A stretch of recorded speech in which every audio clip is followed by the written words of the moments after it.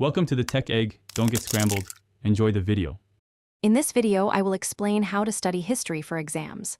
First, always understand your exam format and question types. This helps you tailor your study approach effectively.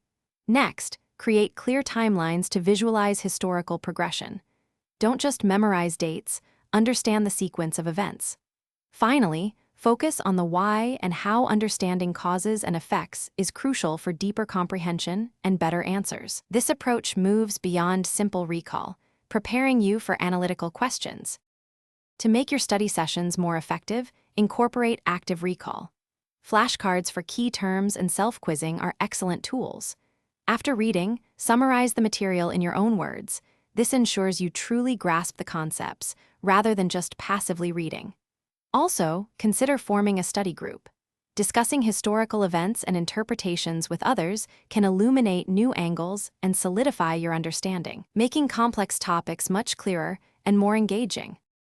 Hey everyone, if you're finding these tips helpful, please hit that like button and subscribe to the channel. Your support helps us create more content. Quick recommendation: studying can be tough, but your socks don't have to be.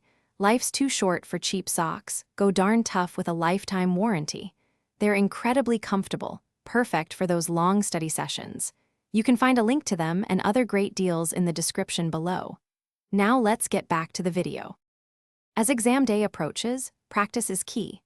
Write full essay answers under timed conditions to refine your structure and speed. This helps you manage your time effectively during the actual test. Reviewing past exam papers is also incredibly valuable. It reveals common themes and question patterns, giving you an edge.